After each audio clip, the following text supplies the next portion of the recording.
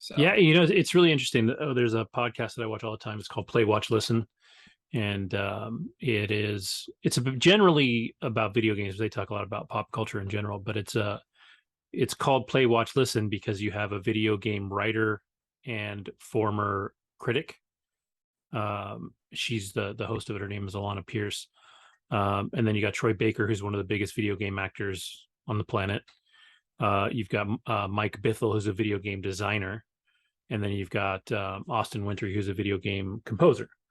nice. So these people all work in the industry. So they talk about video games all the time. And they were talking about on not the most recent episode, but I think it was the one before it. They talked about the whole Batgirl thing.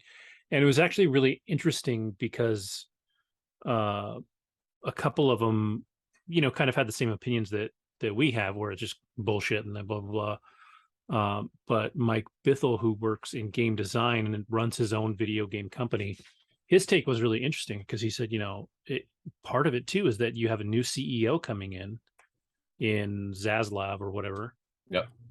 And if anything he puts out that didn't start with him, he gets no credit for.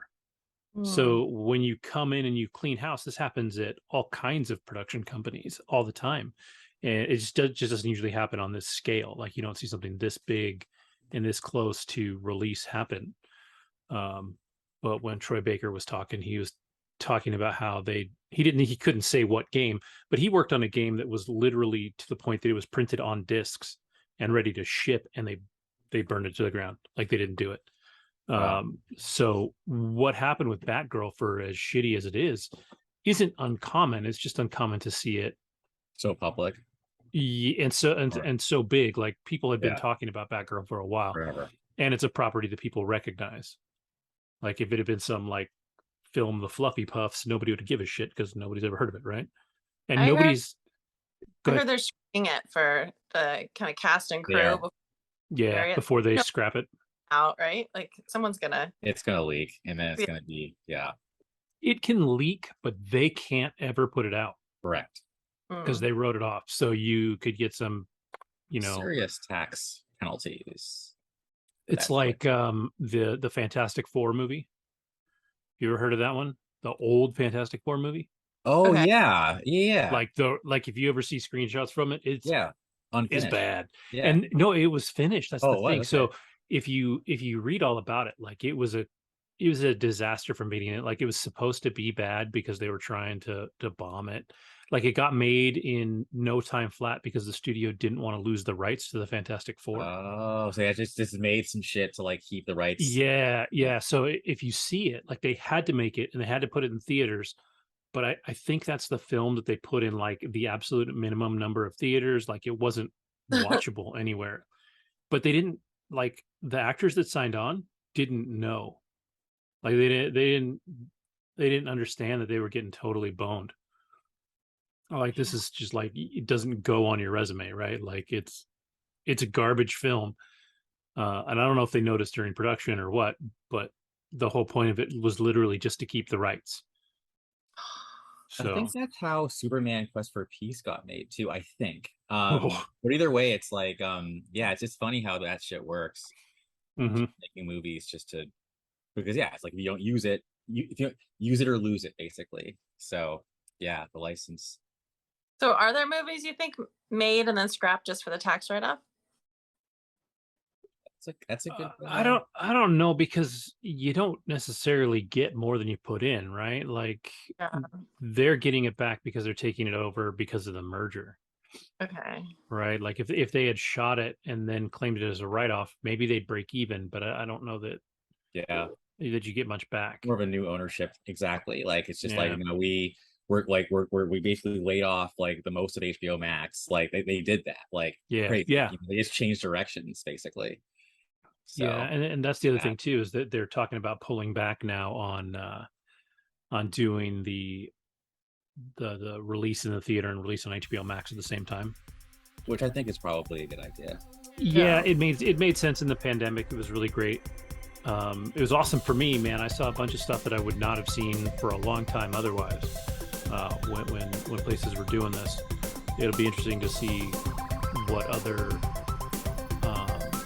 studios follow suit.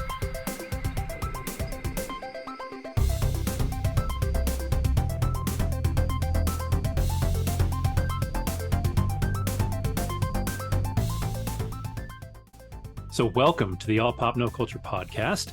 I'm your host this week, Kevin. I am joined, as almost always lately, by Andrew. Hello, everyone. We have Kim in the house tonight. Hello. Pete is tired because he's an old man and had to work for once for a week or whatever. Andy, I'm assuming, is line dancing, hopefully, staying with his own age bracket and not getting himself thrown in jail. And yeah, we've got a fun one this week. We've got two relatively big topics. We've got Game of Thrones. We've got the second episode of She-Hulk to talk about, and then in between those two things, we've got a bunch of other little things to talk about. A couple of new things, a couple of older things, and we'll go from there. So we'll just jump into what we were talking about a minute ago, which is She-Hulk episode 2. And I'm assuming, Andrew, because you chose the green background this week, that you're a big fan and you really want to talk about how great this episode was. Well, I'll say something. So I remember being super impressed by the first episode and thinking this actually could beat Miss Marvel. I was thinking that. Now I'm not so sure. And I think that's okay. Like, I still think, Miss Marvel's a high bar. Yeah, to, for sure. For sure. But what I did like was a lot of, first of all, getting Tim Roth in the show, I thought was really cool, because I feel like Tim Roth is not just some random, whatever. Like, he's actually he's talented. Right? He's a big deal. So to actually have him so invested, like, you can also tell, I think, when the actors are just kind of phoning it in versus if they're actually invested in the role. And I believed it. Like, he was actually, that's the guy from the first Hulk movie, and and he's in there and he's totally interacting. I liked that. I loved the line that Bruce says when it goes, "That was so long ago. I'm a different guy," or "I was a different guy." Yeah, I loved it. I loved how she looked at the screen as well when it happened. So, and I also liked seeing what's his name, Larry Appleton. Didn't recognize him at first, but it's like, that's cousin Larry, Perfect Strangers. So, one of the things that I still continue to like about the show is that, casting wise, I think that's a huge part of what makes the Marvel products work. And as a side note, because I always tangent a little bit, I am going to talk about another show that I kind of poo-pooed last time, that I finished this time, and I think casting's one of their weaknesses. But going back to She-Hulk, no, I did like it. But one of the reasons why I really wanted to talk about She-Hulk ultimately, and yes, I'm going to put Kim a bit on the spot, is we were having a really cool, lively, like, text exchange. And Kim said some things that I thought was super, like, what's the word? Just interesting, because it's, it's important to get as many perspectives as possible. So, I'm going to kind of, like, you can either go right into the topic or you can just talk about the show in general. But either way, I want to pass the microphone to you because you haven't been here in about 2 or 3 weeks now. So it's glad to have you back. And I'd love to hear your thoughts on She-Hulk. Okay. So I didn't love it. I think it's kind of corny. But I want to like it. It seems like it could be fun. I just can't figure out who the show is for. I feel like, on one hand, I watched this podcast about all the little Easter eggs in the show, and like, this is a call out to this comic book creator and this comic book creator, and there were all these secret things that I thought, oh cool, people who are big comic book fans would love this. Except she's so unlikable to me. She's so she's likable in the sense that, like, she's okay, let me take that back. She's likable. I just don't care about her, like, at all. she comes in, like, real hot in the first episode with, like, all her struggles, but we didn't see any of them. And so she comes off like real teenage girl energy coming into their own, but a little bit whiny about, like, it's so hard to be a woman. And then they keep beating that point home, which to me is just, it feels kind of lazy. It's like, but you're not showing that it's hard for her to be a woman, except for when, the guys were, like, coming out after her in the first episode to the parking lot. That was like, okay, I can see it there. And then the other thing I didn't understand, the more that I'm learning, like, because my question to you guys was, why does she turn sexy? But she is sexy in the comic books. Like, Yeah. I thought, well, Banner's hair doesn't grow. Why does she get like this great blowout and like super calves? So I liked how in the second episode they had almost like the comic book kind of feel and the illustrations from the courtroom. I thought that was super cool. So learning about that and learning how she became originally She-Hulk, to me, I was like, well, why didn't you do something like that in, you know, in the show?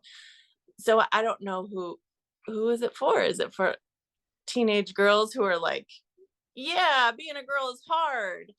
Because you don't see any like grown woman real actual struggles with her, or is it for the big comic book fan who it's not paying off either way? I think they're trying to please both sides, and I think it's tricky too, because She-Hulk has been around for a long time, but I wouldn't say like it's a mainstream, like top of the line Marvel comic. Like most people aren't out there catching direct She-Hulk references, right? Like I can see references to other things in it.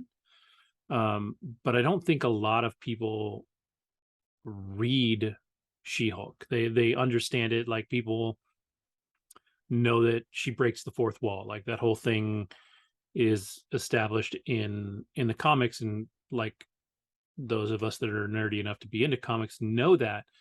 But I've never actually read a She-Hulk comic. Like I've got long boxes. I've got like a dozen long boxes of comics. Like I have a shitload of comics in my basement right now, and I don't have a single She-Hulk comic.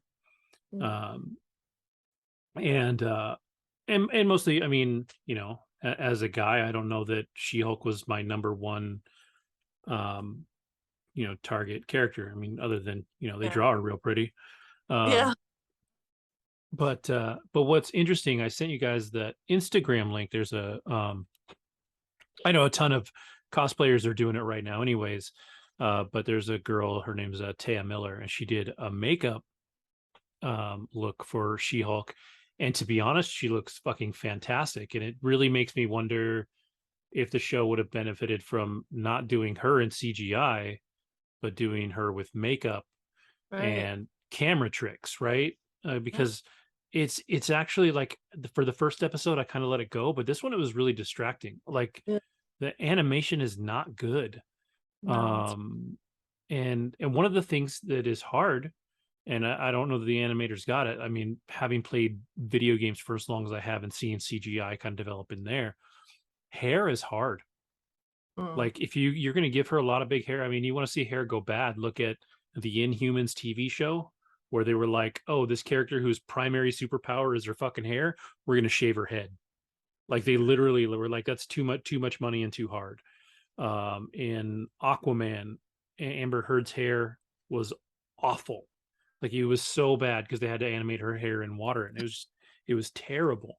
So hair is just like, it's hard. So for them to give her like big flowing, you know, hair, and they address it a little bit, right? Because when they're at the dinner table, that the people who I don't know who they were, like that was kind of weird. Family, like the family, but we don't know exactly who they are.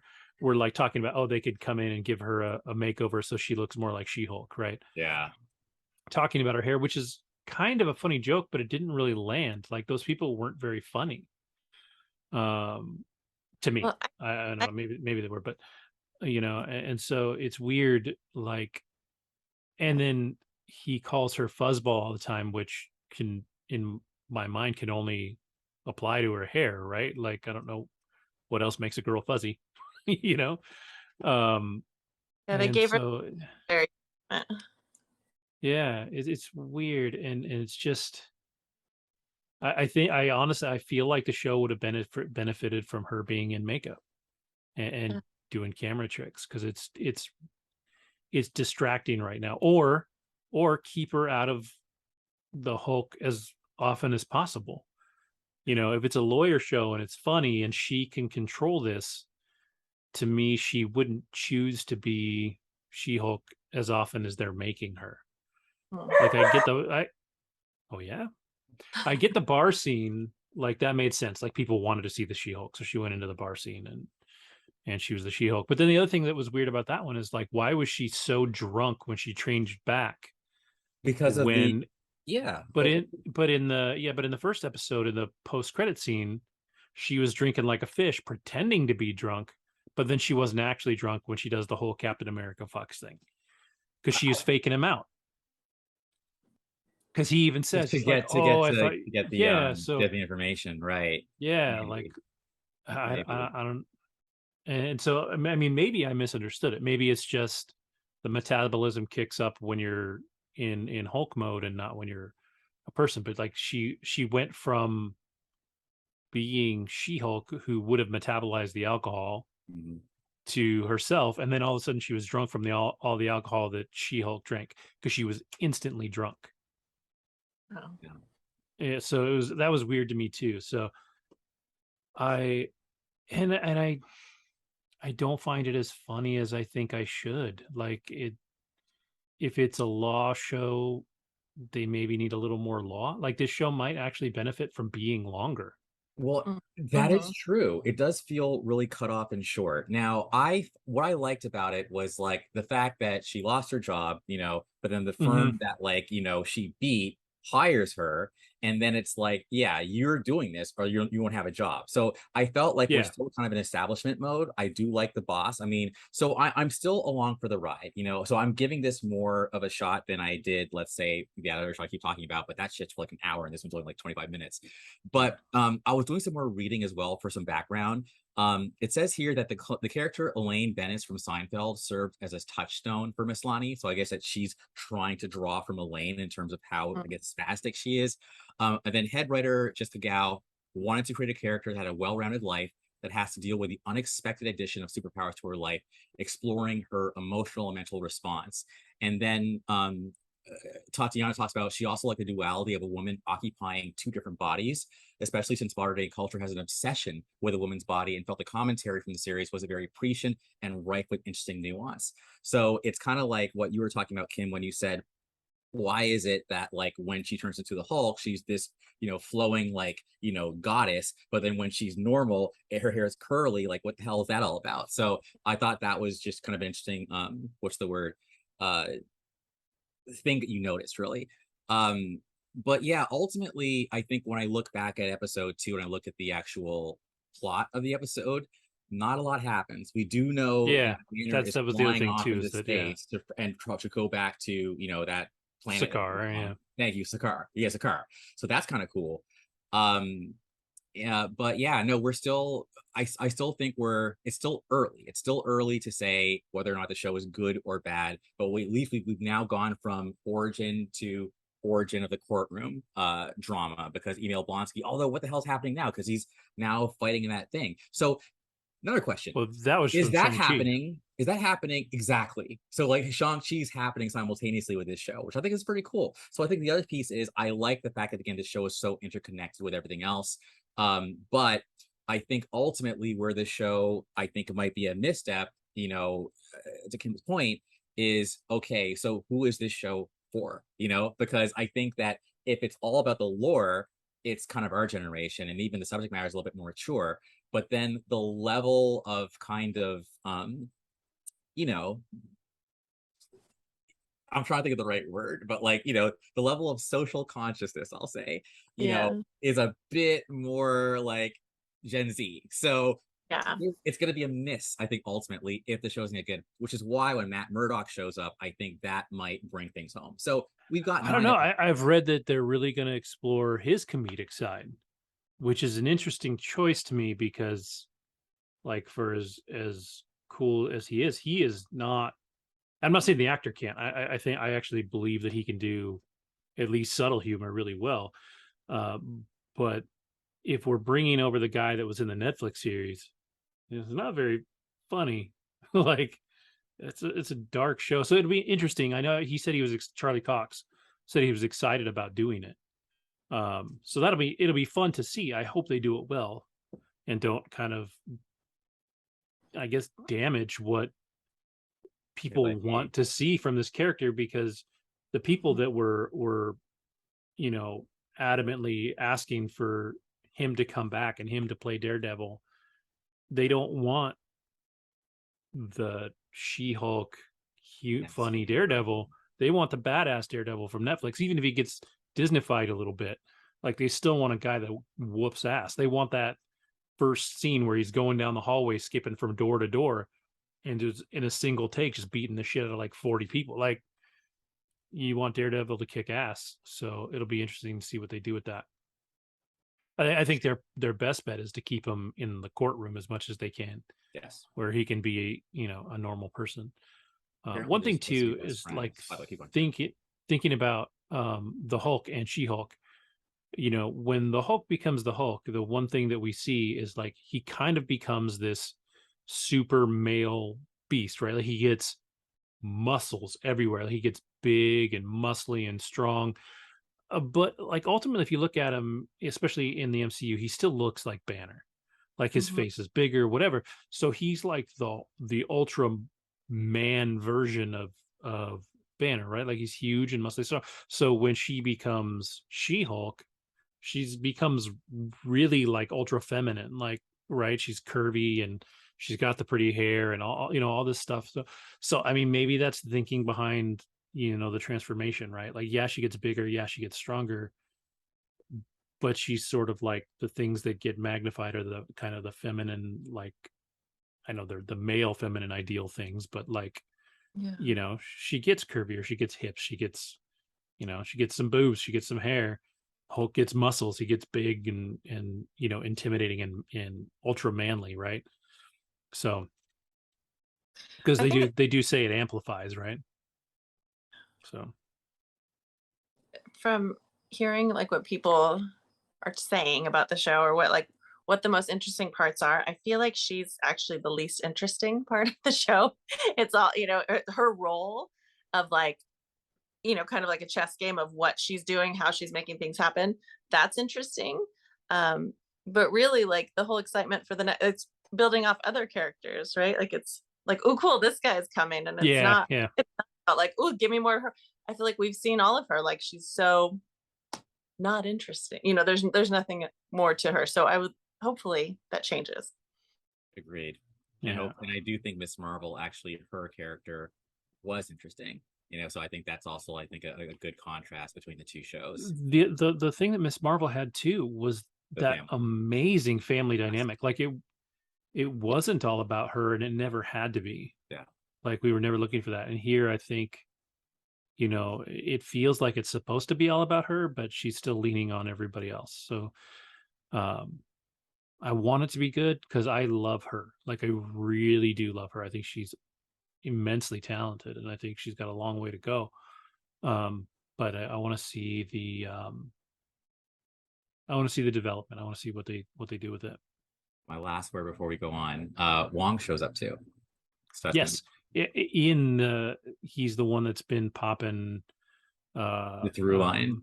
Yeah. Well, and I think he shows up with Abomination in Spider-Man No Way Home for a second too. Oh, really?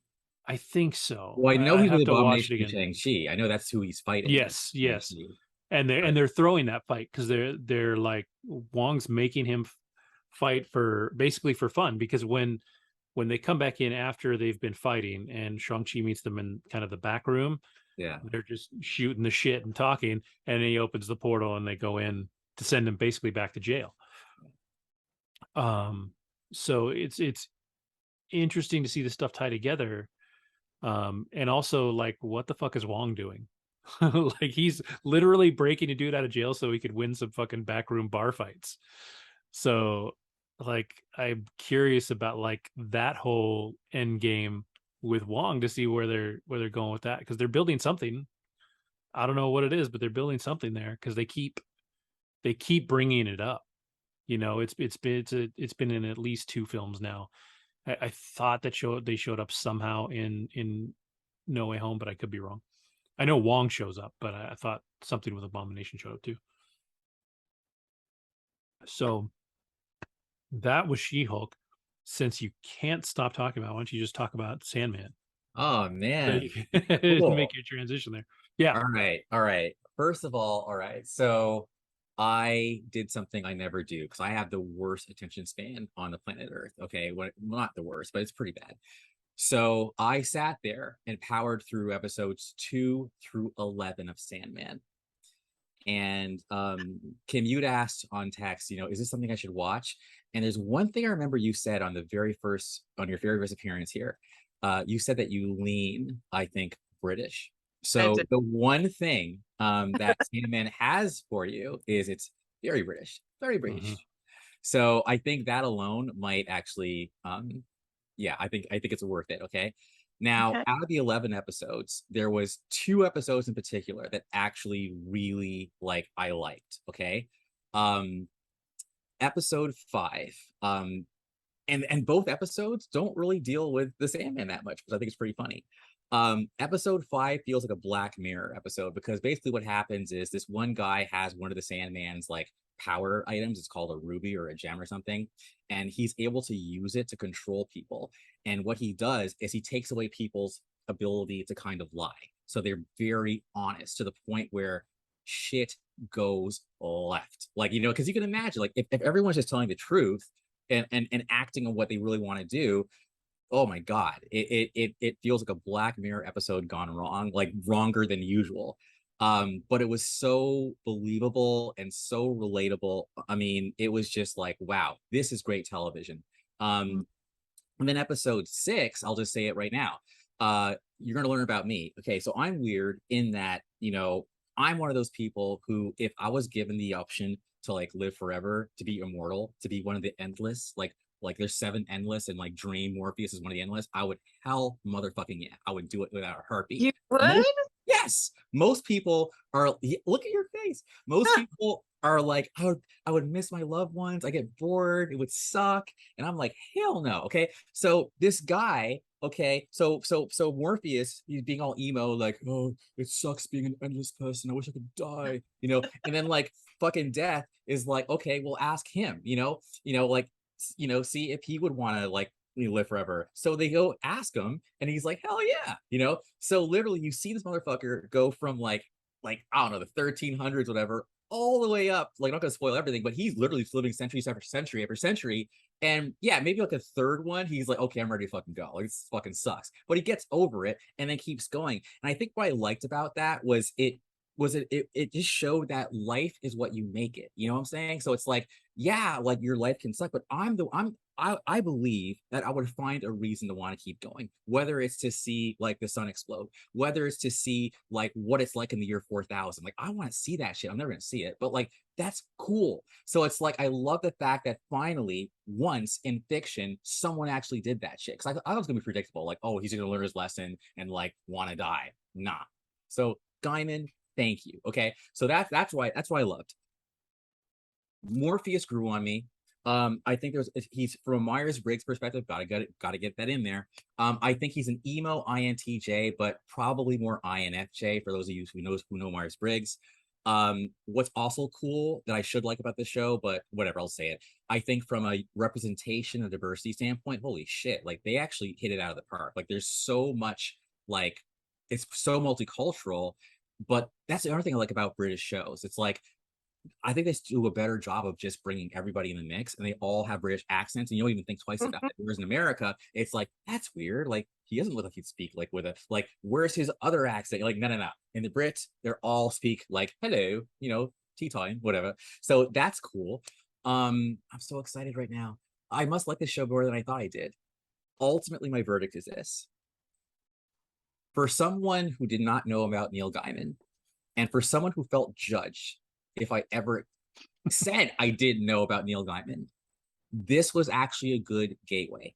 I actually am fully interested in knowing more of his work, because while I don't think the show was one of the greats, it wasn't Game of Thrones, it wasn't Gotta Plug It, Attack on Titan, it wasn't even Breaking Bad, it also wasn't terrible. It was good with some bright spots. I think the casting was not as good as it could have been. I didn't really fall in love or care about a lot of the characters, but I did end up caring about Morpheus. I definitely cared about the people in the episode, in the 5th episode, as well as the guy who wanted to live forever. But that's probably because he's like me. There was one character in particular. I have to get this in there. I think I've said this to Kevin before about a character in Lost. I can't stand it when people don't close their fucking mouths. So if you're sitting there like, so hi, Kim, how are you doing? So I'm gonna go over here. Close your fucking mouth. I'm sorry. It's just so like anal, but it's like it makes you look dumb, man. So like, and this character, she thinks she's the vortex. She actually has like a 3-episode arc. I'm like, I'm wanting to like you, but you won't close your mouth. Her brother is cool. Like, all right. Anyway, the point is, if you're listening and you heard me poo-pooing Sandman last week, I watched it. I liked it. It wasn't excellent, but it wasn't bad. It was worth it. Clearly, I feel like my life was enriched by it. But episodes 5 and 6 were great, especially 5. Yeah. So Kim, proceed without hesitation. When you were talking about the living forever, I was thinking, oh, I wonder what you would think of this book. And I Googled it really quick because I thought it was such a bestseller, not to get like into the culture side of things. It's going back to pop culture because it's going to be a movie. The book is called The Invisible Life of Addie LaRue. And it spent like a ton of time. Have you heard of that? It was super good. And I'm awful. Speaking of, I've had this conversation with Andrew before about, as an ENFJ, I can't retell plots or stories. It's all theme based. So I'm like, okay, I'm going to Google this. So The Invisible Life of Addie LaRue was picked up, going to be made into a movie. Follows a woman who makes a Faustian bargain to live forever, but in return, she's cursed to be forgotten by everyone she meets. So that's a real, like, and I was thinking, oh, I wonder if you would want to live forever if no one could remember you. Like, you can't write your name on things; it'll just fade away. Yeah, no, fuck that. Like, what's the point? Like, yeah. I think the point of life is to love and be loved, not to get all philosophical here, you know? So it's like, if you're not going to make an impact on the world and the people around you, what's the point, man? So no. That's so funny. Cause like, for me, I'm like, if I live forever, like I could learn so much shit. Like that's the first thing I think about is like, how smart could I be if I could just sit down and learn shit forever? Like, I think at some point after living forever, kind of like you said, but like, yeah, you'd kind of not want to have attachments anymore because it would suck to lose people over and over and over again. And I think there comes a time when like I would be Bill Murray from Groundhog Day, you know, where I just be like, fuck it. If I'm just doing the same shit every day, I'm just going to sit at a piano every single minute of every single day until I can play fucking everything. And then I'm going to go, you know, I'm going to go back to school and fucking, you know, within 10 years, I'm going to know everything that my brain can hold about physics or whatever. Like there's stuff that I would like, I'd be so much more interested in learning shit if I knew you had the time. I was just going to be there for it all the time. Like, yeah, but that's the thing. Like you don't have the time because time isn't going to go faster for you, right? You still have to do the day-to-day things. You've got to get up, you've got to eat breakfast, you got to go clean the house, you know, you got to do all this shit that you still have to do every day. So all these things, like, it's not like those things go away and you do all the fun shit forever. you have regular life to get through every single day, which isn't bad, but just to survive, there are things that you have to do day to day. Like if you're going to live forever, you don't automatically just get money. You have to work forever. Yes. Like you have to have a job forever. Yeah. It's not time travel where you know that if you buy a lottery ticket and choose these numbers, you're just going to be a millionaire and you can just go be rich.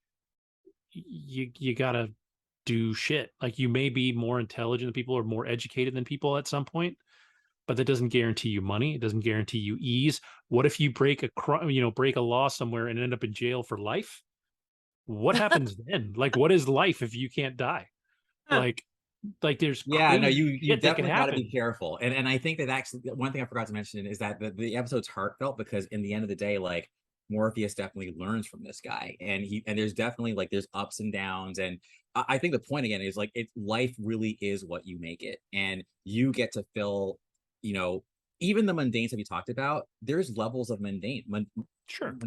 Like, you know, you can either make your whole life mundane, or you can structure your life to be like, okay, I'm gonna do only Or you could get rich and then literally just like make money in your sleep because all your investments are making your money for you, and then you're actually just doing all the fun shit. Which but that's if you know how to do that. Like you'd still have to like that's what I'm saying. Like it sounds really like, oh, I should just figure, but it doesn't just come to you, right? No. Like you wouldn't just wake up and be like, shit, I need to go buy stock and like. No, it's not like I can go back 30 years and be like, buy Microsoft, no quick buy fix. Apple, you're good, you know.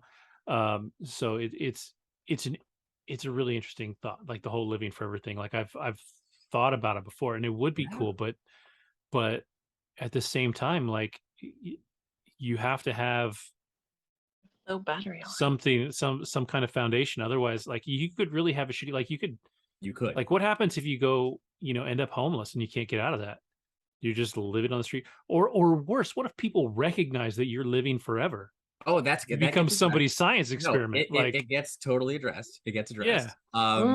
And well, last thing I'll say, because I feel like I'm also talking about like even the interview with the vampire, that's what started it. Like the fact that like Lestat could like live all those fucking centuries, and then of course because I just think time and like like if okay, I'll just say for me personally, I think I'm a pretty smart dude, right? So like I would just learn, get wisdom, and then do the shit, So like that would be it. Like that would literally be like my goal in life, and then actually try to like make the world a better place, or maybe become the Illuminati or something. Like just like totally just get in my ivory tower and just be like, all right, world governments, all that maybe shit. Maybe that is the Illuminati. Maybe it's actually people that are living forever.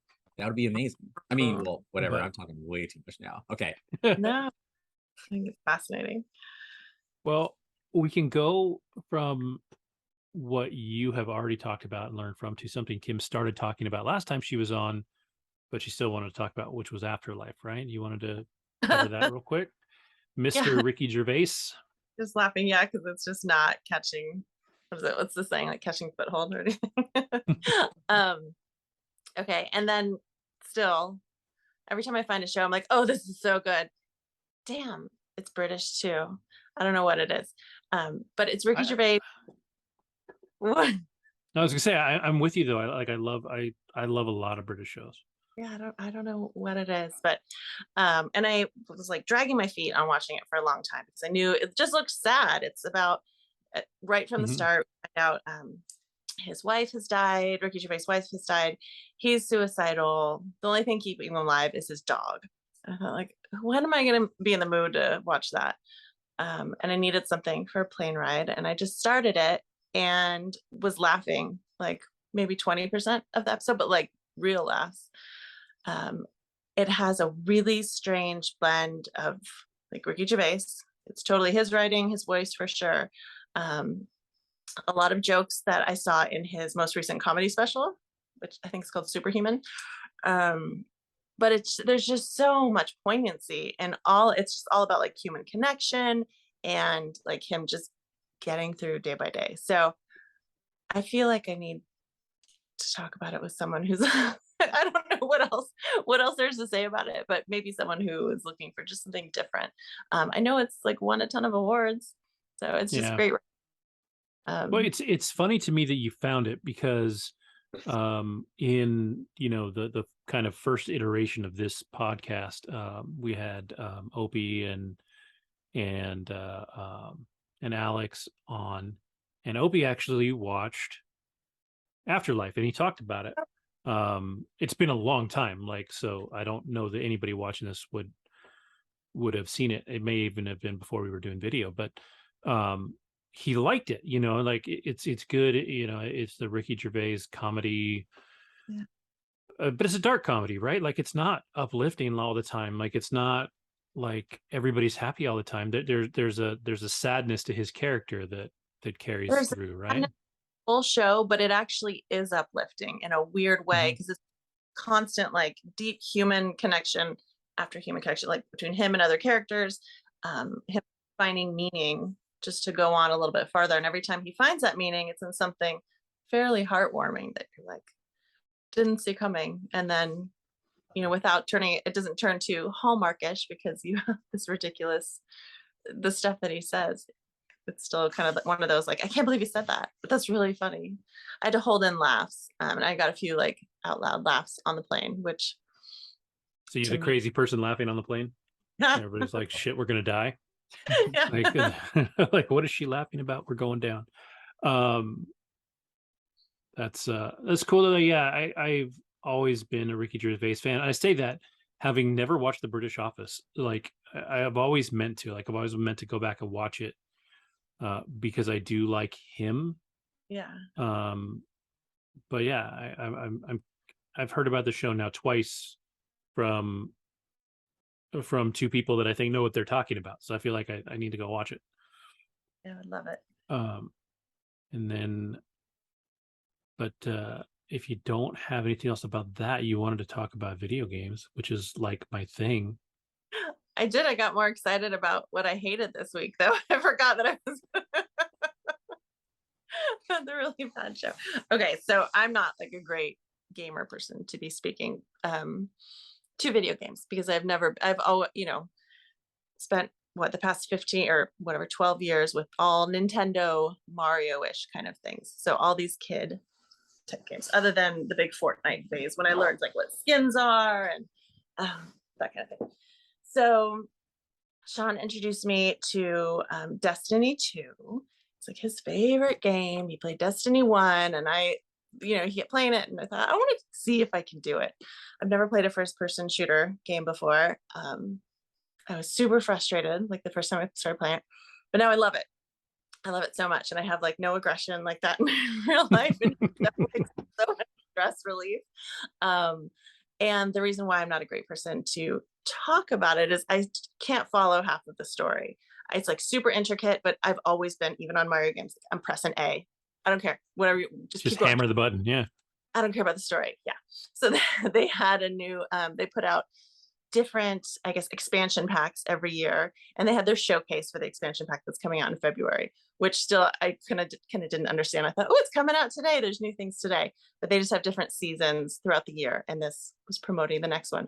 So to me, it's like I love getting on there, I love going to different levels, having people help me or not help me, and then I call it just earning prizes, earning different game. I love the sword the best. I have a bow and arrow, a sword, all kinds of guns, but it's so anyway, during this showcase, they're talking about all these things that they're doing to kind of welcome in new players, because there's so much in the Destiny kind of past and so much to the story. And you start playing, you're like, oh, I'll never catch up with all this. But they've given like all this content that you can start playing and like go back and get some of the old stuff if you have the time to do that. But anyway, that was like just something fun that I spent some time doing this week. That's, again, awful at. That's really cool. I think of Destiny like almost like the adult Fortnite, right? Like it's prettier. Like the graphics are a little more grounded in realism. You still get skins, you get different weapons, you get all this stuff, right? And for me, I am the worst at those games. Like I might as well like be running down the street with a orange road cone on, like just screaming, shoot me. Like I'm gonna die. But yeah, I can't play with like the other players. I have to play just against the game. But they're being put out now. I don't even know the right way to say it, by Epic Games, who also puts out Fortnite. Yeah. So I don't know if they're like what that means or what they're doing, but yeah, I had that Fortnite feel. But for other, I would say like middle-aged moms out there, you definitely get like some street cred with with younger kids.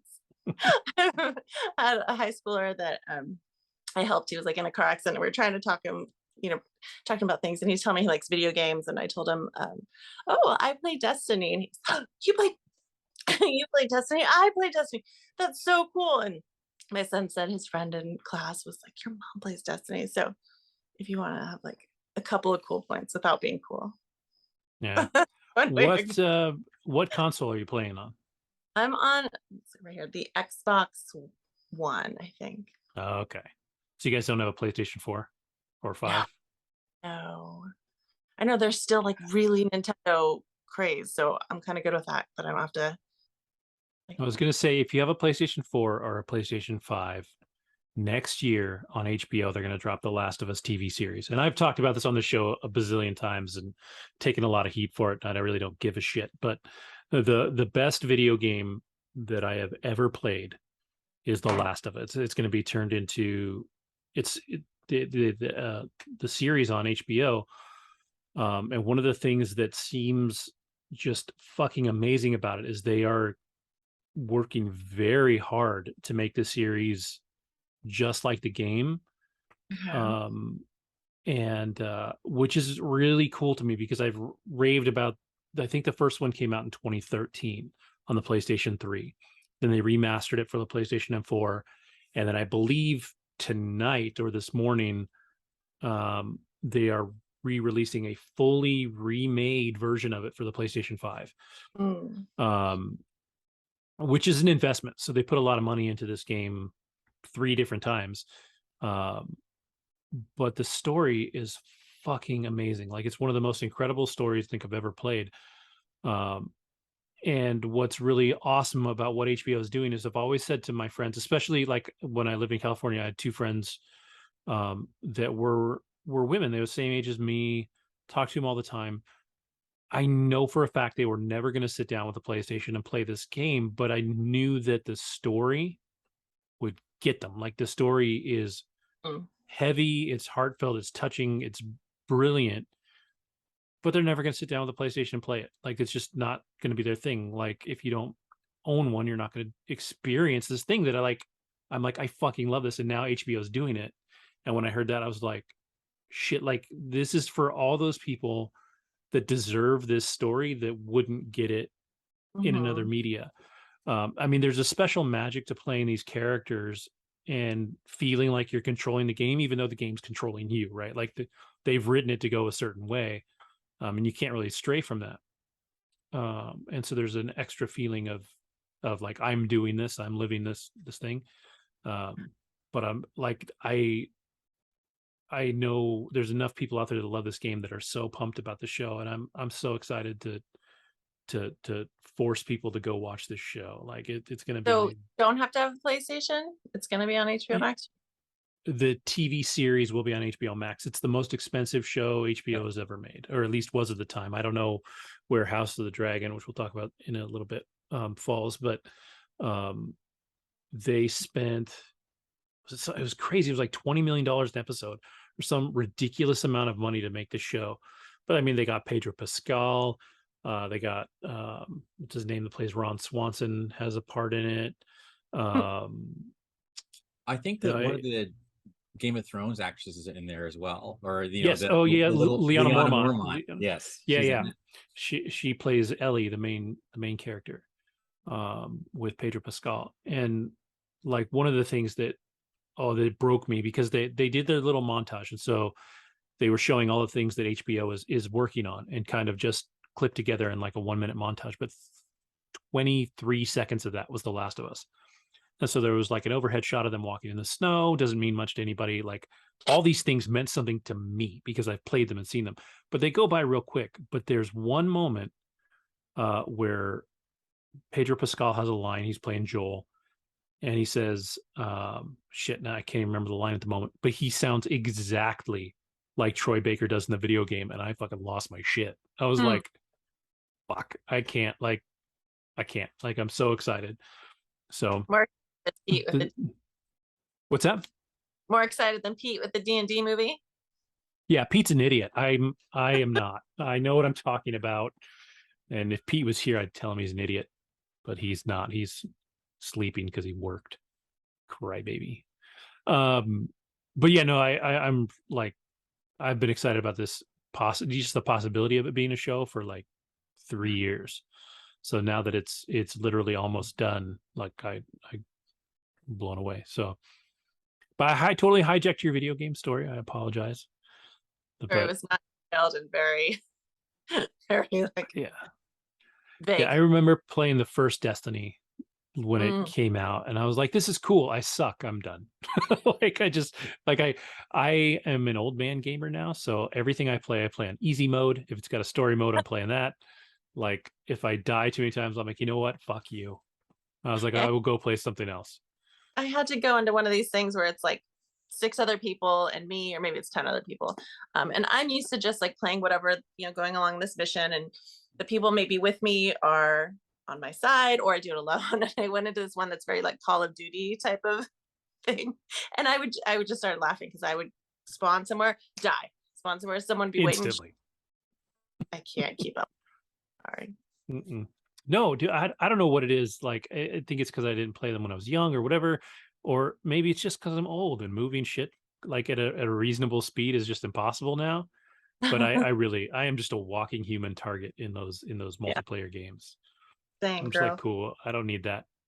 It's like that stresses me out more than anything else. I don't need some little fucking 12-year-old in in Wyoming laughing at me because he's wasting me as I walk down the street. New Master 69. Exactly. Yeah. And I'm just fat. I'm not Fat Thor, so I can't even do anything.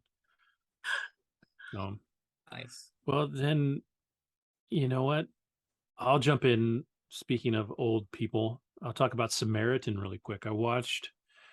I have 30 minutes left of Samaritan on Amazon Prime. It's the new Sylvester Stallone washed-up superhero movie, and I was really excited about it from the trailers. It kind of gave me that like what a more realistic, like washed-up Batman story could be.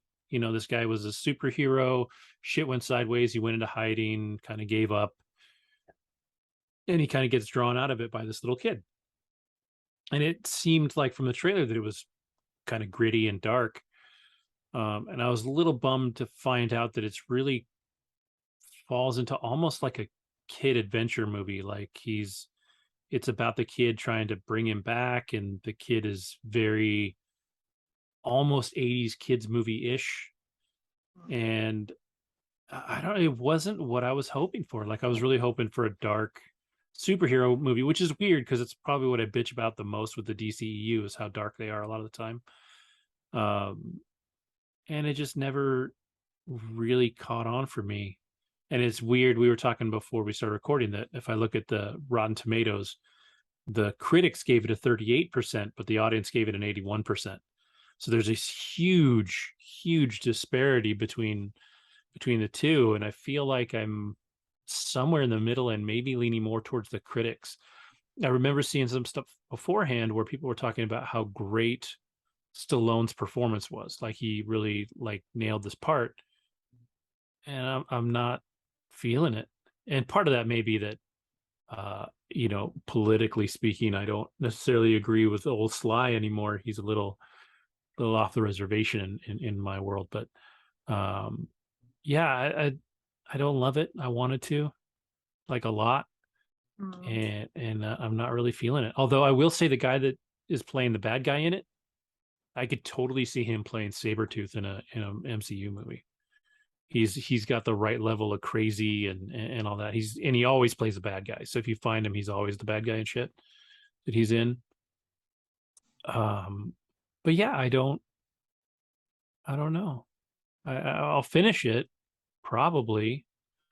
But I don't love it. I don't know that I would actually like tell anybody to go watch Samaritan if you haven't already watched it. I like the kid just fine. It's got the girl from Orange is the New Black who was in prison with her mom. She's a little more heavy set than the other girls, but I can't remember her name. But I never really liked her on Orange is the New Black. So her being in here, I'm kind of like, eh. So yeah, it's an interesting premise, but it's almost too kidded down for me to be as good as it could be. It's almost like suffering from the same problem as Shazam, but not quite as good as Shazam, to be honest, where Shazam couldn't quite decide if it was for kids or for adults. Right. So yeah. And then that's all I've got on that. But you had some Dave Chapelle. Correct. Andrew? It's so funny. Good memory. So I'm literally like boning up on it right now. One last thing, because I'm like totally scattered tonight, is that the character who plays Lucien on Sandman, she happens to be of Ghanaian descent like me. So I thought that was pretty cool. She's from Ghana. All right, moving right along. So I was talking to a friend of mine out in the UK, and we were discussing like controversy. So we talked about, the whole Will Smith thing. But then the conversation shifted to Dave Chapelle. And then he'd asked me if I'd seen the latest special he did, where he goes back to the Duke Ellington School of the Arts in Washington, D.C. It's basically like the address that he gave them.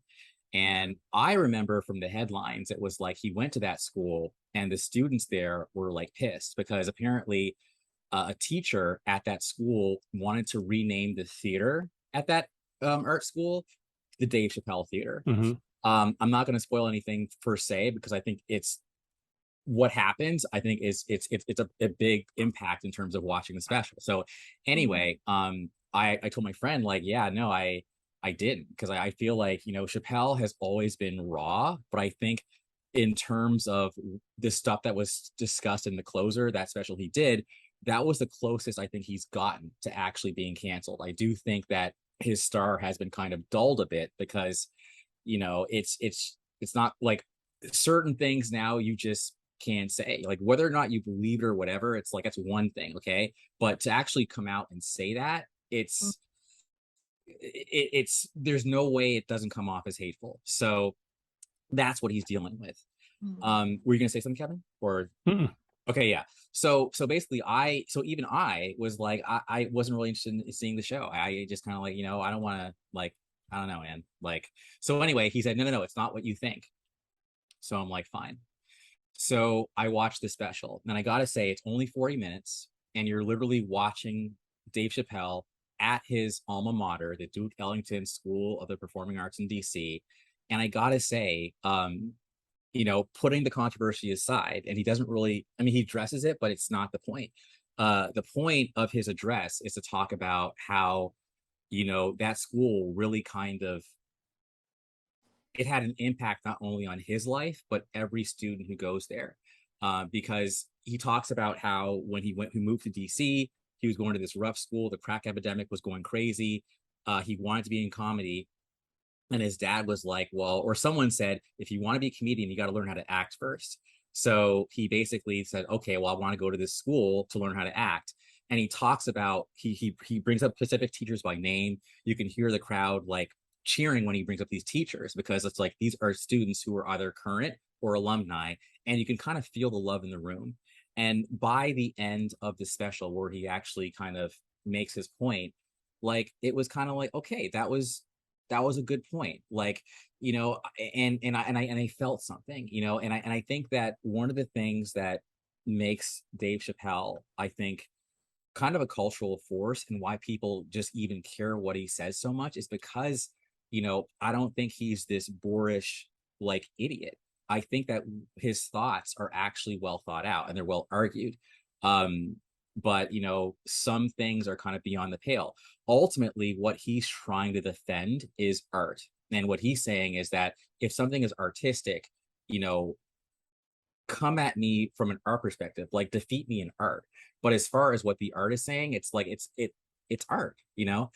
I don't know if I completely agree that art is like unassailable. I do think that art can be hateful, but I think from coming from where he's coming from, he's just saying, this is my art form, this is what I do, it's expression, and that's what this is about. And I think the moment you start trying to, like, curtail that expression, you're curtailing art.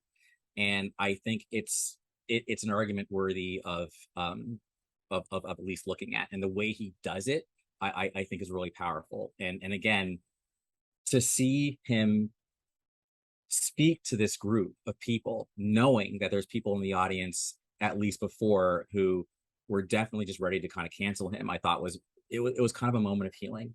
So that's what I would describe this special as. It was him, I think, coming to terms with the fact that a lot of students at the school felt like if his name is on that building, they actually feel kind of betrayed because they don't believe in what he's saying. But they had a dialogue, and I think that that's how we move forward when it comes to really tricky situations. You have conversations, you listen to each other, and you kind of build that shared agreement or shared meaning. You don't have to agree, but at least hear the other person's side, synthesize it, and move forward from there.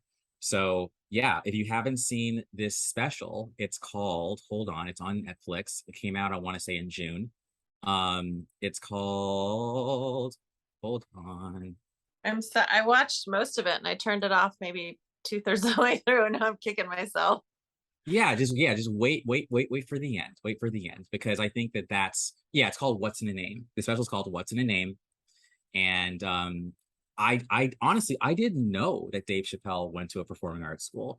I didn't know, because performing arts schools are like, I would love to go to one of those schools, man. Like those kids, like everyone's there, you know, it's not about who's popular, who's not, or like there's gay kids. Like it's literally just like, what is your superpower? Like, are you a good artist? Are you a good actor? Are you a good dancer? Whatever. It's like the fame school. And so it says a lot to me that Dave Chapelle was exposed to that level of diversity at such a young age in the 80s, you know. So I just think that he's kind of misunderstood.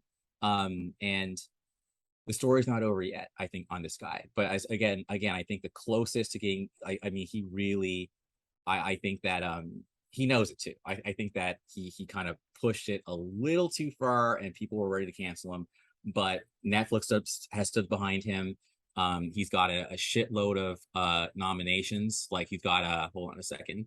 Almost ready. Okay, so he's been nominated for the Primetime Emmys for 2 things: Producers Guild of America, NAACP, Directors Guild of America, and then Black Reel Awards. Anyway, he's getting nominated. So it's like he's a cultural critic. I think he's on the level of like what's his name?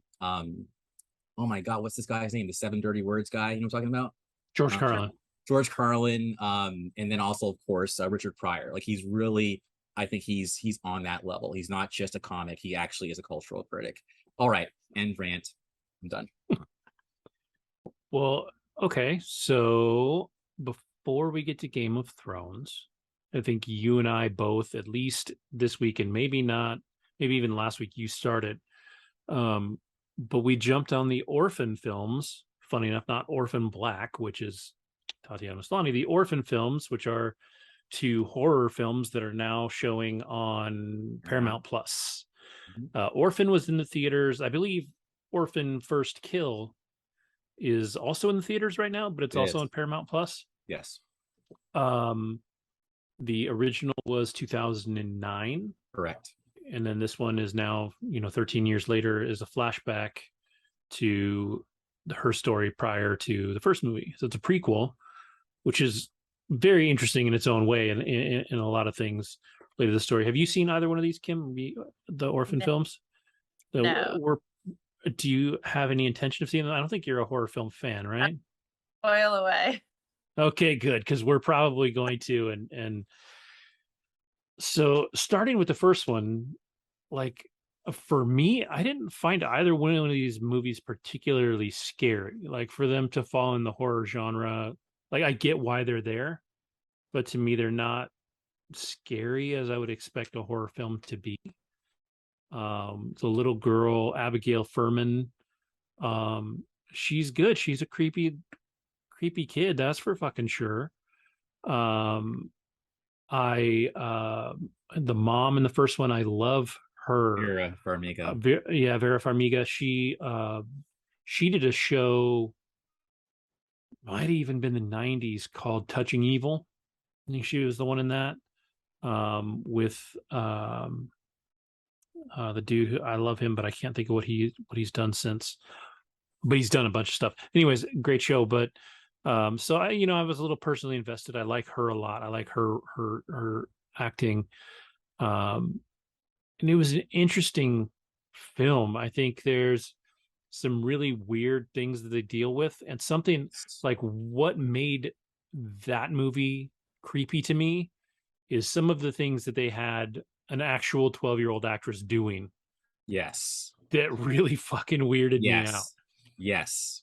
A 1,000,000%. Like, basically, the actress Isabella Furman, what I think is really cool is like the fact that she was 12 doing that shit. I actually think the first movie is more disturbing than the second film. So I think they're not scary, they're disturbing.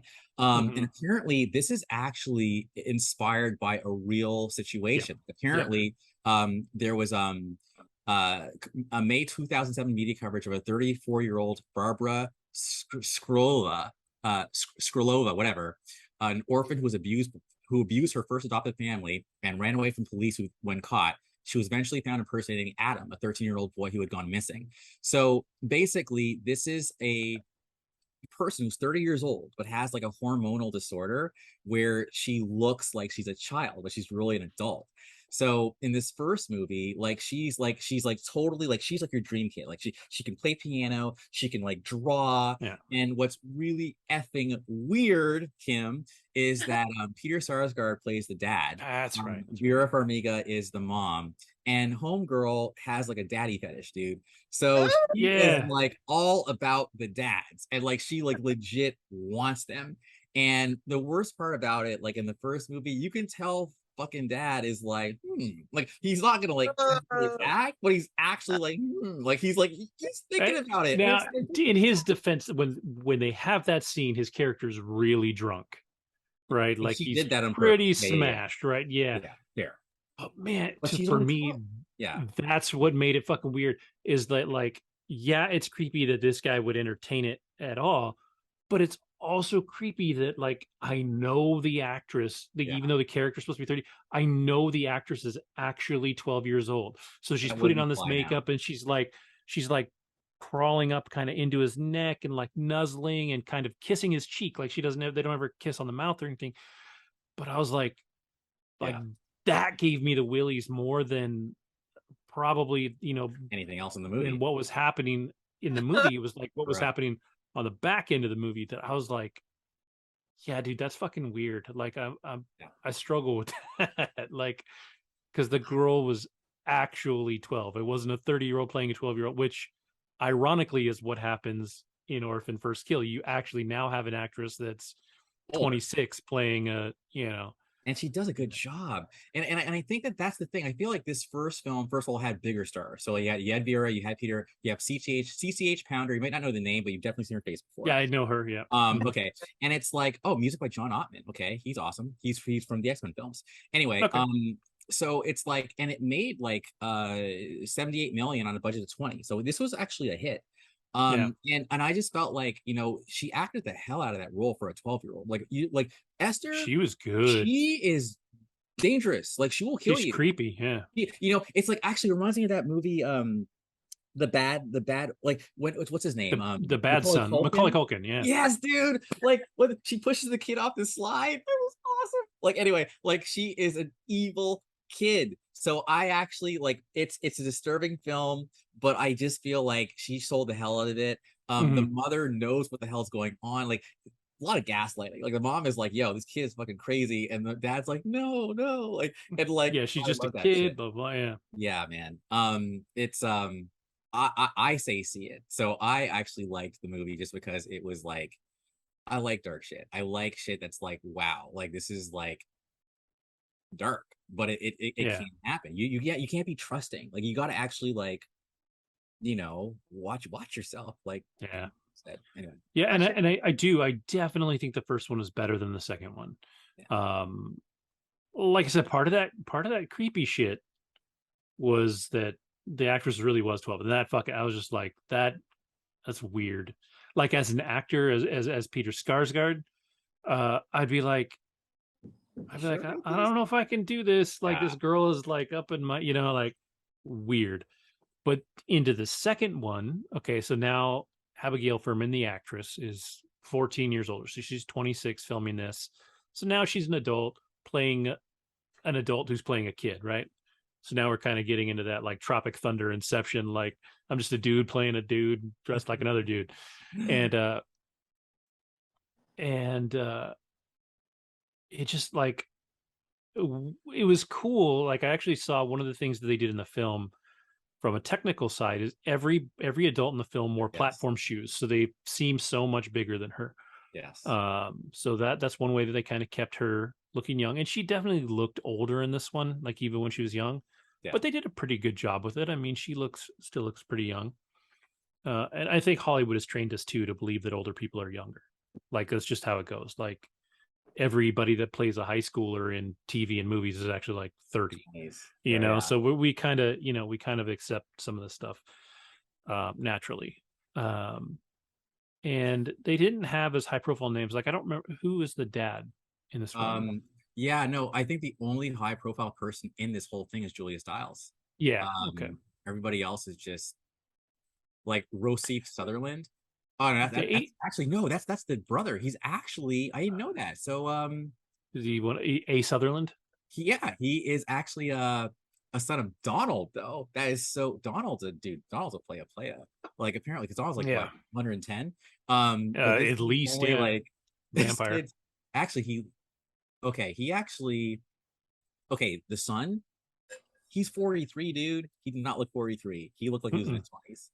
Wow. No. Wait, no, I lied. I think he must be the dad. I think he's the dad. That which makes sense. Oh, okay. Yeah, not the son. He's a dad. So anyway, the dad's played by a Sutherland. And the Asian detective guy, I've seen him in stuff. Like he's been around. He's not a name. Yeah. But he's definitely been around. Like I'm familiar with him. Oh my God. Okay. I thought so. He is Jules Pierre Mal from what's it called? From wait, no, I lied. I thought he was I thought he was in what's it called? Sorry, I got excited. Okay. Anyway, he was in Caprica actually. Okay. Smallville. He's the man in High Castle. So yeah, he's been in a lot. Yeah, I thought he was Jules Pierre Mal in The Expanse, but that's not him. That's somebody else. Anyway, okay, yeah. But yeah, no, I recognized him too. He was Principal Quan in Smallville. But he's actually in one of the first couple episodes. Yeah. He's Giran Zavi from Mobile Suit Gundam, which is an anime. That's why I got all excited. Like that's crazy. He's one of my fucking animes. Anyways, all right, keep going. Yeah. So this one has its plot twist, and I don't really like. Yeah, don't. We'll spoil it a little bit. Like, I think. Or you're gonna spoil it. Spoil it. Yeah, I'm gonna spoil it because I don't care about people's feelings at this point. So it follows kind of the same as the first one. Like this couple adopts this girl. Or no, sorry, they don't adopt her in this one. Their daughter has gone missing. And she's been missing for a few years. And so we already know that this isn't their daughter. Like we know from the first film that she's a crazy kid who breaks out. We even know like the end of the story of this movie based on the first movie. So you kind of know what's going to happen if you've watched the first one, but you don't know how she ended up in their home. And so it starts off with her breaking out of the mental institution that she was in. And then when she's out, she searches for like missing persons and finds somebody that resembles her and pretends to be this little girl that's missing. So they recover her. She comes into the family. Like the dad's accepting her. The dad's like, oh my God, this is my daughter's back, blah, blah, blah. The mom's being weird about the whole fucking thing, right? And you don't understand why. And we come to find out that the son that would be this girl's brother murdered the sister, and the mom covered it up because she loves her son so much, right? Like, and so like this girl comes back and she's like, I'm your daughter, and the mom can't be like, no, you're not, because she's dead, because the dad doesn't know, right? So but that's like to me, like crazy. That's the best twist in this one, is that this loving mom is a fucking psycho. Yeah.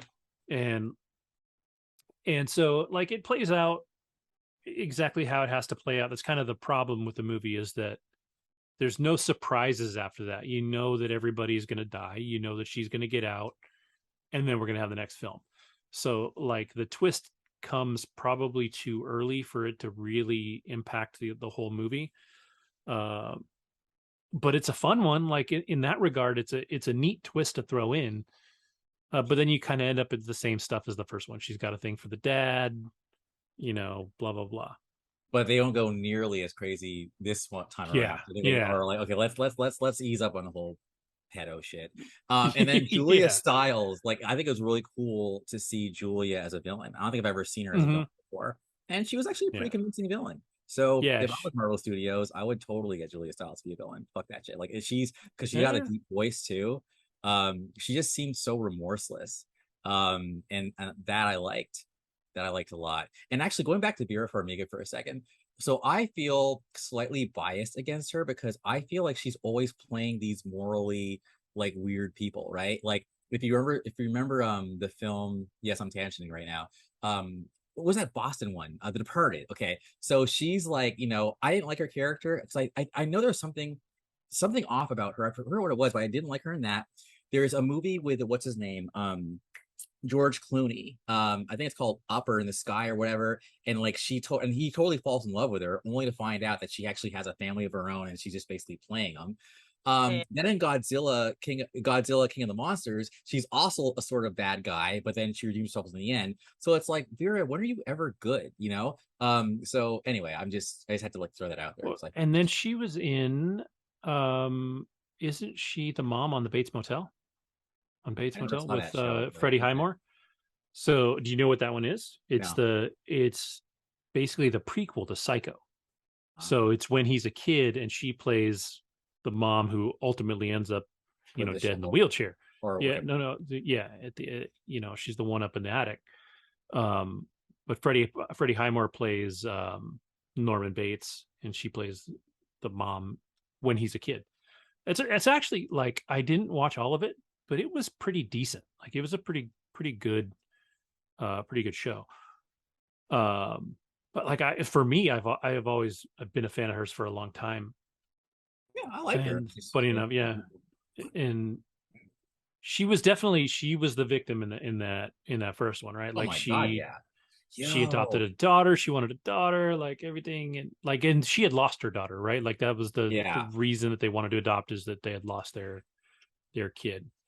But I was gonna say, like, she and that got physical at the end. Like she definitely a little 30-year-old played by a 12-year-old. Like she's like, she is wrecking shop. Like she is like, you are like, why won't you die? Like Vera Farmiga's character is definitely like, there's some combat going on, and I was and by the time that I'm not ruining anything, like by the time that she does fucking die, it's like, like there's no sequels. Like hopefully she's like supernatural or some shit. Like maybe she'll be like Friday the 13th, because she was a good villain. I think that's the bummer. I think that's why they had to do a prequel, because they couldn't do a sequel, because when she kills her, like, I mean, that's a pretty good kill scene. Like it looks like it snaps her neck, like, and then she sinks to the bottom of an icy lake. Like, unless you're doing, Jason coming out of the lake later, like, which would be kind of cool. Let's go. Let's do it. Let's do supernatural shit. Yeah, you'd have to. But she played crazy very well. Really fucking well. That little girl, like she was good, and she's been in some other stuff. Like I've seen her around, Abigail Furman. But this was a good role for her. I think, like I said, I think the first film was better. Just because the second one is a little problematic. She was in the Hunger Games, and I hate to be that guy. It's Isabel, actually, in case she's watching. Oh, Isabel. Okay, yeah. Isabel Furman. She was in the Hunger Games too. She played Clove in the first one, which basically means she died. Yep, and she was young. And she was young in that too, because the first Hunger Games was 2012. Wow. Yeah. So before. No. After it was 2009. After. Sorry. Yeah, 2009. You're fine. But yeah. So I mean, it's cool. Like I definitely wouldn't tell anybody not to watch it. The second one was not as good as the first one. But it's also not like the scariest horror movie ever. It's the things that are creepy are definitely psychologically creepy, and not like jump scare creepy. You got to give them props that 13 years later, I think I'm doing my math right. Yeah, that they were able to pull this off, like for her, and pull off a prequel. Like that's crazy. Props. And to have it do fairly well. I don't know how well it did at the box office necessarily. So far, 5 million, according to Wikipedia. Is so far what now? So far, about 5 million. But we know where the budget is. Yeah, and it's interesting too, because if they released it on Paramount Plus, like, are they as concerned about box office pull as you would be otherwise? So that's all of the junk that we have watched, and now it's time for Game of Thrones. It's weird to have the show back. It's been a little bit, and it's coming off of a disappointing ending, to say the least. They are actively working to revive the things that made Game of Thrones great, and they shot pretty hard on this pilot, I would say, to fix the mistakes of, the final season of Game of Thrones. Yeah. You open right up with the dragon. They're like, sorry, we killed those in Game of Thrones. You loved them. Have a dragon. Because it's the very opening shot. She's on a dragon, right? Isn't that her flying in? Mm-hmm. Yeah. So it's a very it's a very Game of Thrones episode for sure. You've got everything from bloodshed to dismembered dongs to orgies to everything Game of Thrones. Music. I have to music is I have to watch. Like, oh yeah, oh my gosh, tell me when this part's over. And I actually was talking to a friend, and how do I say this? All right, I'll just say it because I feel like I can be free on this show. So, obviously I'm not a woman, right?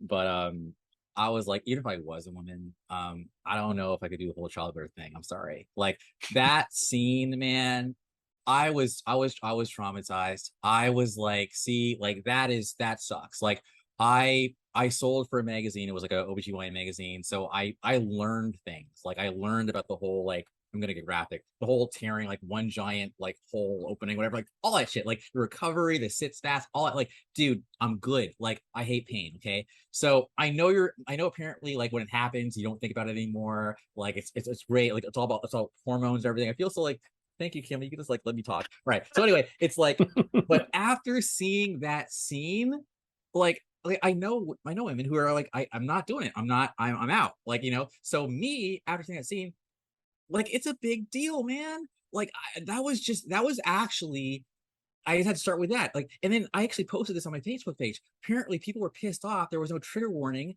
like for that scene. And I'm just like, yeah, man. Like I'm not saying you should, but as a dude, like dude, that was the hardest. Yeah. Like that was that's that was the funny hardest because on the show for me on that episode. Like as a dude, but I have 4 kids. And I was in the room for all 4 births. Educate me. Now, granted, Kim, you've got kids. You've actually you gone through the hard shit. So let me make 100% clear. I am not putting down anything you went through. I've actually seen the C-section.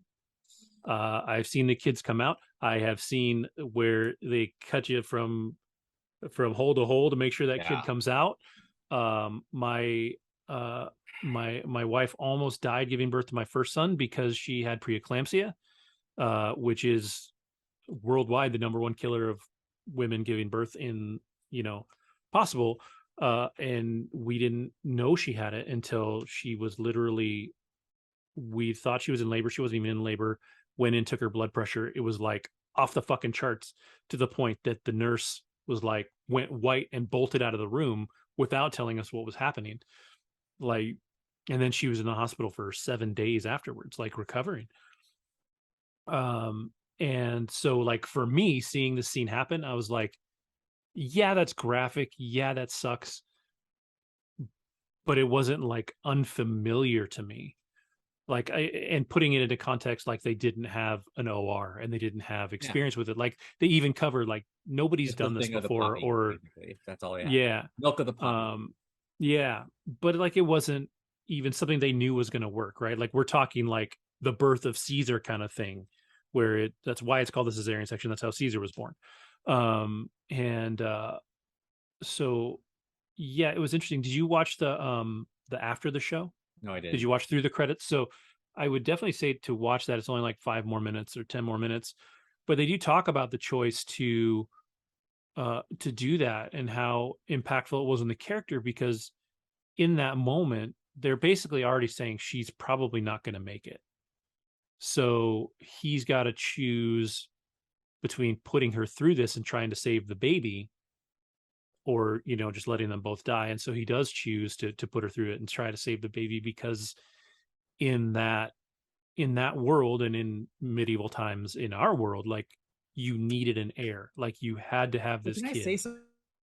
Yeah, like I was mad for her character, but that's the best part about Game of Thrones. And Cam, I know I want you to talk as well too, but like, yes, definitely. But because like we're two dudes talking about fucking pregnancy anyway, or birth. But like anyway, like yo, you've gone through this 4 times already, whatever, 5 times already. Why are you making her go through it again? You got a fucking daughter, just fucking make her queen. You're such an asshole, King. Like I was so like I have strong feelings about this. This is some bullshit. So like yeah, man. All right, that's it. I'm done. But it's just like that was just like wow. Like she seemed like a cool character, and then to go out like that, to even be deceptive, like honey, everything's gonna be all right. What's happening? You're like holding her down. Like, everything's gonna be all right. Like, what the fuck, man? What a way to go. Like, anyway, all right, I'm done.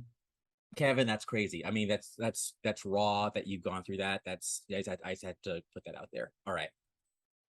I was bothered by the orange blood. I was like, I've never seen. There was a lot of blood and it was tainted kind of orange. Tinted orange. I'm like, that was the one thing that bothered me too, is it spurted a little bit too fake. Like it felt there. I think it was after the baby came out and they were showing it, and it's just like spurting, just kind of out of one spot. And I was like, maybe that's realistic. I don't know. It just didn't feel very realistic. I don't know. Did your wife watch it? No, not yet. Okay, I'm curious. I guarantee you, she does not remember her C-section. She was almost, she was almost dead, and she was in the hospital high as shit for 7 days. Like that entire 7 days after, she barely remembers a lot of stuff. So her only C-section was our first. She's one of the few people that was able to go back to natural having a C-section, and she did it twice. But I was there. Well, the whole trigger warning thing is interesting, because I think the only way to kind of correlate that to another type of experience would be, and this is going to sound like it's a crazy stretch, but it's but just stay with me for just a second, would be someone who has some kind of post-traumatic stress disorder from like being in a war, or saying like being in the middle of 9/11 in New York, that kind of thing. And watching it, it's not so much mental, where it's like, oh, it's just something weird that your body stores and hangs on to and remembers that trauma, that you're just like I get dizzy if I watch some. Not that one didn't bother. I'm still a little bit like this, but sometimes birth things, it's something like uncontrollable. So I don't know if you need. I mean, I'm watching Game of Thrones. Like, yeah, that's kind of where I'm at too. Par for the course. Yeah, everyone's gonna get hit with something. Because come on, I mean, we've had a lot of babies in this world, but give me the trigger warning about dude getting his dong cut off. I'm not okay with that. Like, come on. Okay, and then they just throw it on a plate. Something different happened, because I didn't watch that part. That was through this, and I was really disturbed by what I thought happened. So I would prefer the dong shop than to what I thought. Yeah, and that whole scene was interesting to me. Like, it was very, very gratuitous. With the it's not the Night's Watch, it's the Castle Watch, right? Something. Yeah, which is what they are in the the current Game of Thrones that we just finished, right? Like, because this is 172 years before Daenerys Targaryen's born, right? But that the golden, whatever the fuck they're called, yeah, but they still exist in the Game of Thrones that we watched before. But they were right. It is the City Watch. It's the City Watch. City Watch. But they call them something. They call them the golden something. You're right. The color gold after this night. Yeah, and they're bad dudes. Like, they just fuck shit up for what felt like no reason. Like, they just kind of went through and established themselves as badasses. It was like, I mean, basically, it's like, and this is going to be so controversial. Like, basically, it was kind of like a whole like police brutality thing. Basically, it's like, okay, this is like this city, King's Landing, is like crime ridden, so we're gonna clean it up, so we got it done. And my whole thing was like, how did they know who the criminals were? It seemed super arbitrary. Like, how do you? Yeah, like that was my thing too. Like, your finger, like, oh yeah, he robbed me. Okay, cut off his dick or whatever. Like, it was like, anyway. But it was a very. What I will say though is, I've never watched a Doctor Who in my life. Okay, so my nerd cred's question now. But that said, Matt Smith sold. Like I dude, didn't he's know good. if this nerdy dude was gonna like sell me as a dangerous Targaryen, but he is such a Starscream. He is such a sly motherfucker. But he also doesn't Damon. seem like he does some bad shit, but he also doesn't seem like pure evil to me. Like, yeah, he's really disappointed that he's not getting the throne, but at the same time, like, he wasn't really itching for it. You know, like, I didn't get the feeling that like he was waiting for that kid to die so he could have the throne. Like, he celebrated the fucking kid's death, dude. Like, he had a party. Sure, he did, but at the same time, like, he's a bit like, maybe he does want the throne, but if he does, he's a baller about it. Like, he's not outwardly just like, I want the throne. Like, he called his at no point, but at no point does he like plan his brother's assassination. Like, he doesn't do anything crazy like that. That's treason. So yeah, like, so he's smart or whatever. It's interesting that you said that it seems arbitrary, like who they're picking, because if you follow the Salem witch trials, the people, like, for somebody to be tried as a witch in Salem, Massachusetts, in real life a few hundred years ago, it really was for a while just if the right person said that person's a witch, they got tried as a witch. Like, so it feels arbitrary in the show, but in that's how American history, like, yeah, it was pointing at somebody and saying they're a witch, and then you got it. So yeah, it was arbitrary, but it was kind of factually arbitrary, right? Like, so, but for them, I don't think they cared. Like, yeah, sure, they were going after arbitrary people, but it showed how powerful they were. Send a message. And like you said, like, yeah. Oh, sorry, I was gonna say, like, yo, when the hand of the king, like, at first I was really kind of like, yo, like, you're really just gonna like pimp out your daughter.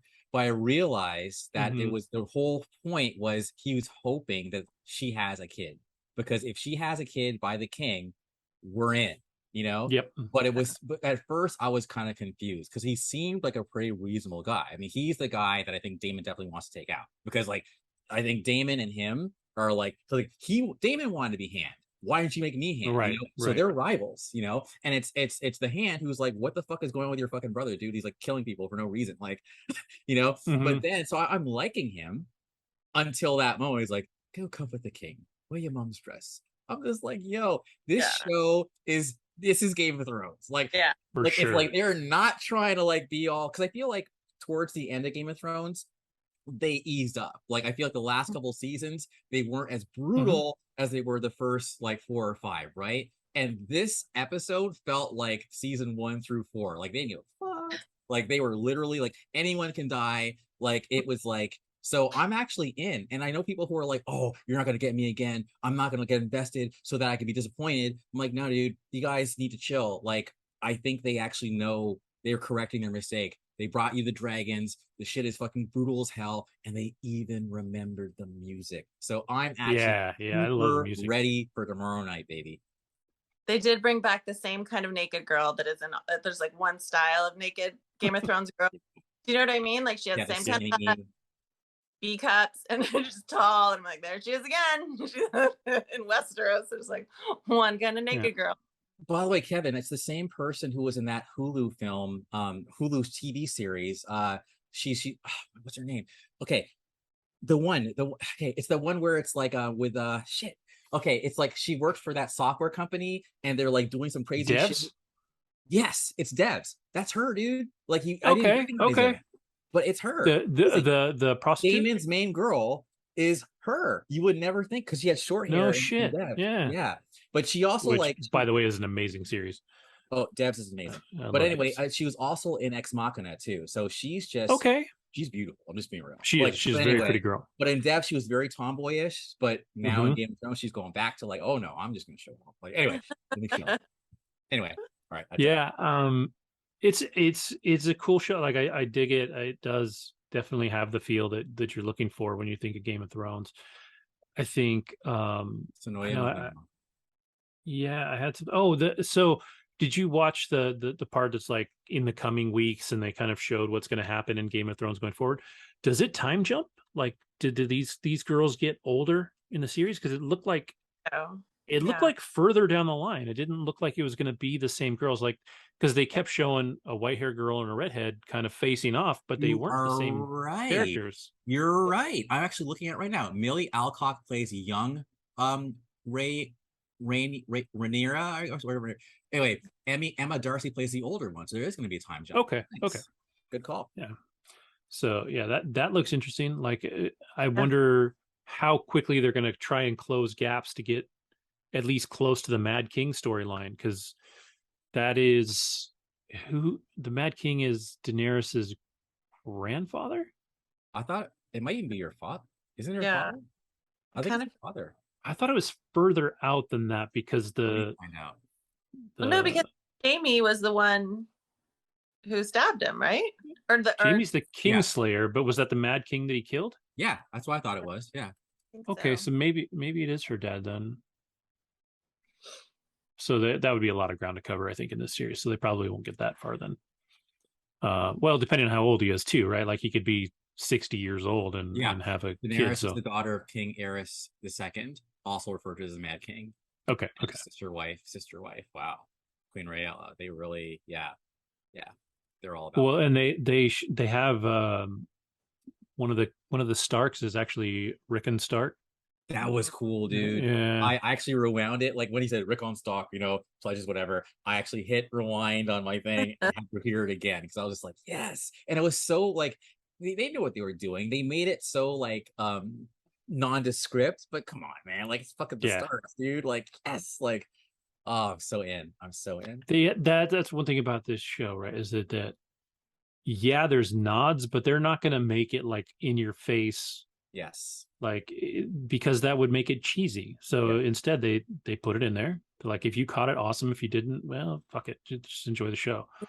I saw somebody suggested that they think that that Daemon Targaryen may, could end up being the leader of the White Walkers in the current, well, again, I'll just call it the current one because it's the most recent one that we watched 8 seasons of. But I don't know how I feel about that. I don't know if I buy it or not, but it's at least an interesting theory to have coming out of the first episode of House of Dragon.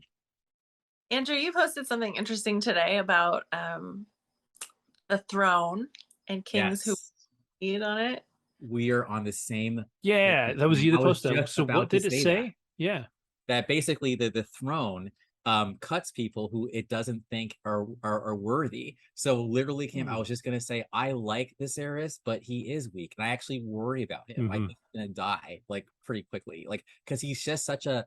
I mean, even when like I think like the queen who never was, whatever. When he says the queen who never was, and they're like, the hand goes, you could have his tongue cut out for that, and he's like, yeah, no, I'm not gonna like you're a nice guy, dude, but this is the Game of Thrones, baby. Like, you can't be the nice guy. You got to be ruthless. You got to like cut the weeds out as soon as they appear. You're letting Daemon run wild.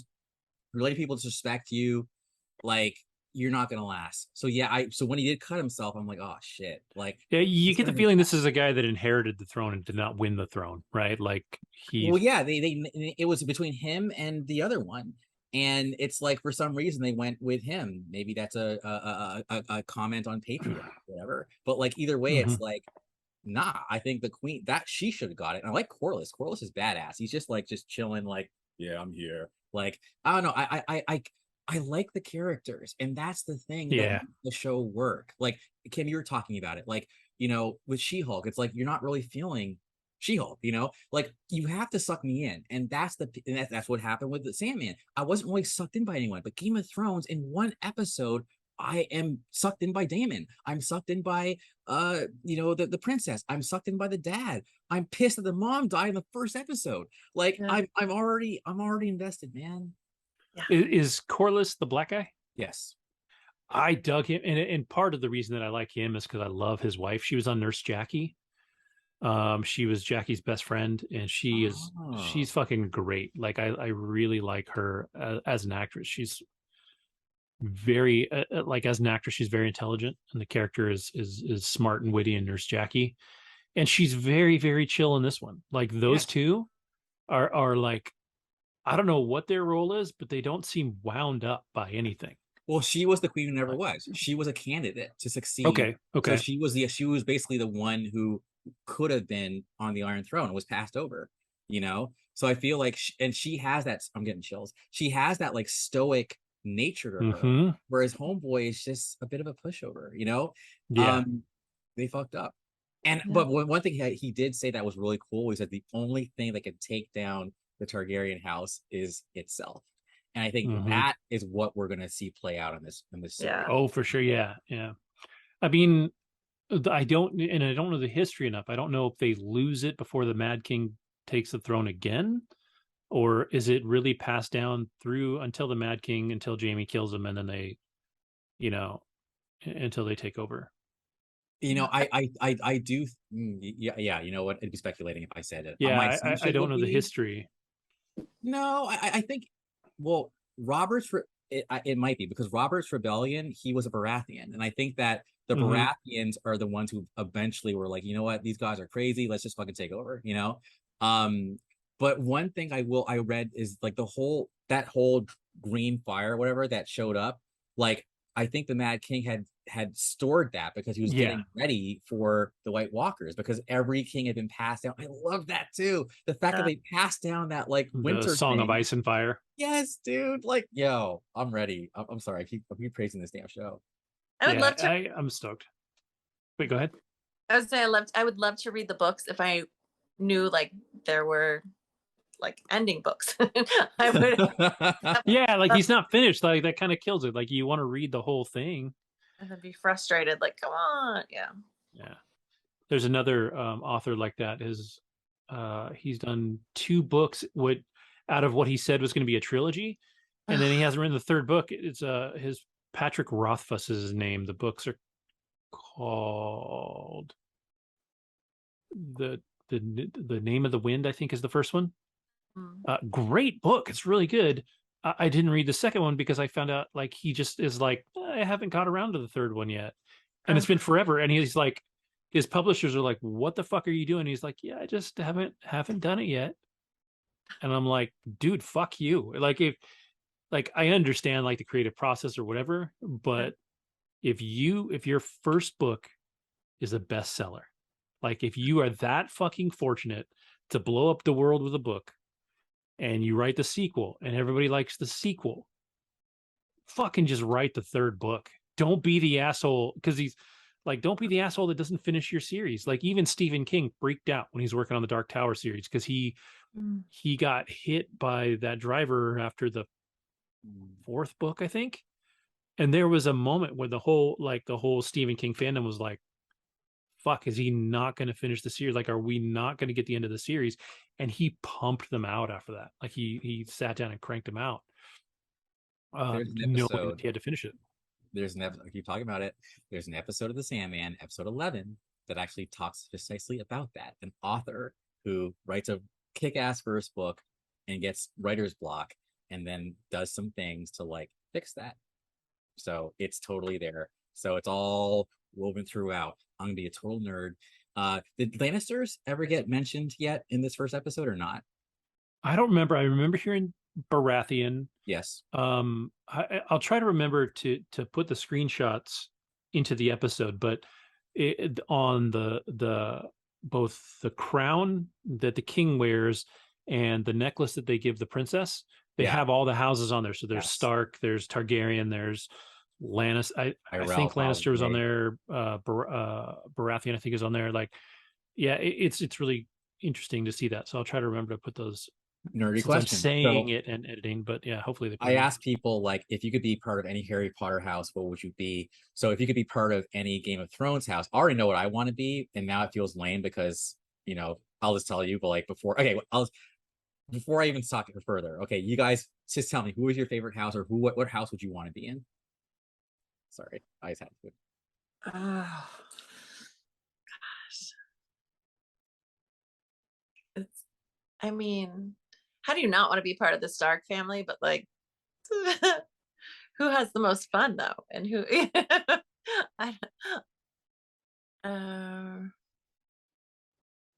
And then it'd be kind of fun to be a Lannister and live it up,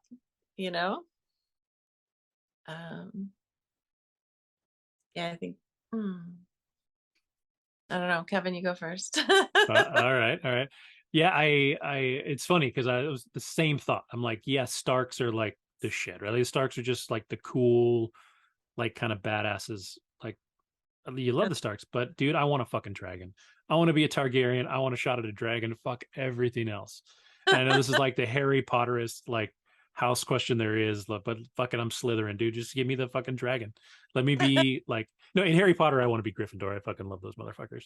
But like in Game of Thrones, I want a fucking dragon, dude. Like if there's a chance, give me that white hair, make me look like a goddamn like white devil person, but to just give me a goddamn dragon. I'm gonna be a Targaryen so bad. Should I go or you want to go, Kim? I'll go really quick and just say I want to be a Lannister who dates outside my family. Like, rich, you don't know. You might have a really good looking brother. That's funny. I love the caveat. I think that's very smart, actually. Because if you just not said anything, people would be like, No, I before they even got their damn show, I was absolutely Targaryen as well. Even though I'm not an animal person, I do like power. I mean, fuck it. So I feel like just Dragonstone and the idea of just having that kind of like Targaryen shit through your blood, dragons actually respect you.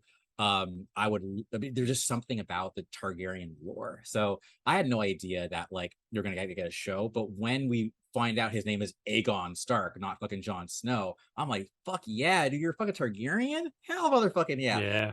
So it's like, and then even hearing the name Aegon, knowing that like your name goes back to the very beginning, you're a badass motherfucker. So I really do hope we get that, Aegon show like in the future, provided this show does well.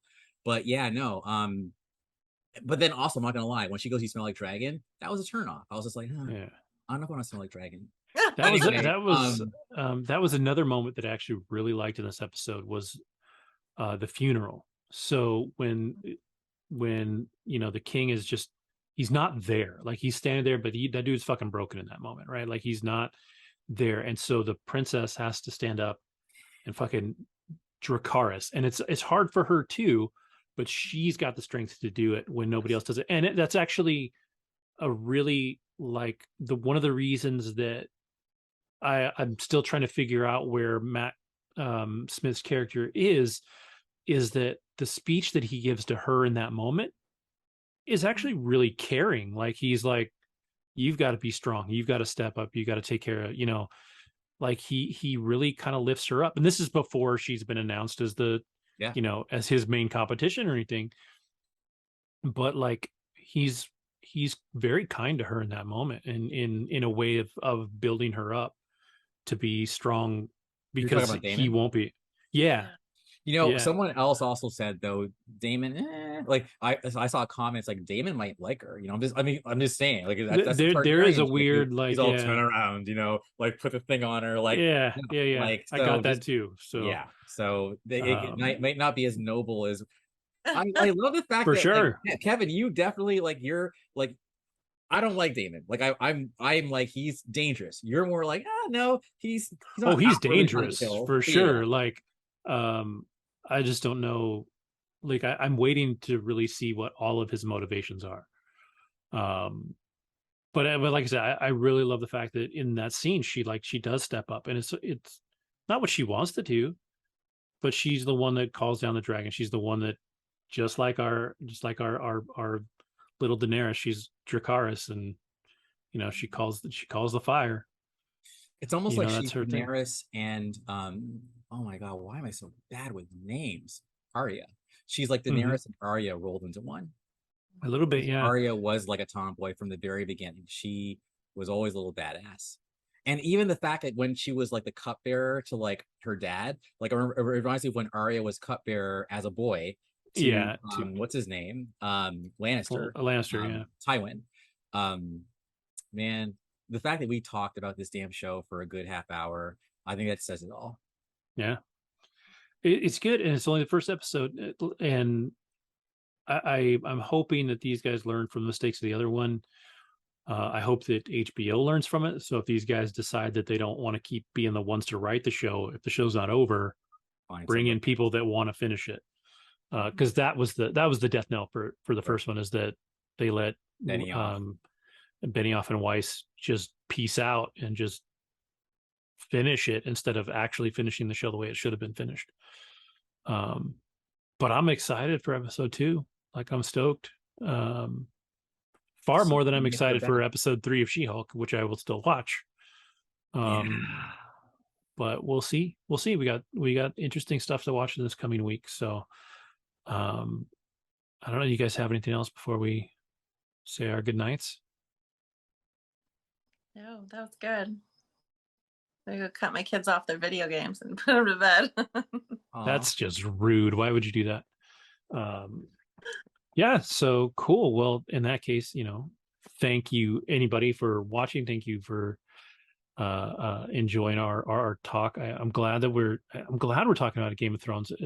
It was something that, funny enough, now that we're here, back in the early days of the podcast, I think well before we were on video, Game of Thrones was a big deal. So this show is well rooted in Game of Thrones. So yeah, so thank everybody for for watching. Please, leave us some comments. We need more of them. We got a couple 2 episodes ago. We got somebody else left a comment. Somebody Eric. Eric, yeah. What's up, Eric? You commented because you actually went to Woodstock 94. Oh, that's right. That's what it was. Jealous Yeah. of you that you actually went to Woodstock 94. That's awesome. Yeah. He's got a lot of stories, actually. He's a pop culture guy. Totally saw Madonna dope performing Holiday in I want to say 82 or 83. We wow. were co-workers. Also I think he did go out to LA because he was a heavy metal guy. He's a rocker. Anyway, I have some pretty cool friends. So at some point we'll have do some rotating cast. For sure. And so hopefully give us some comments. Don't forget to like and subscribe to the show. And definitely tell us what we can do better, because we're still trying. And we'll talk to you next week.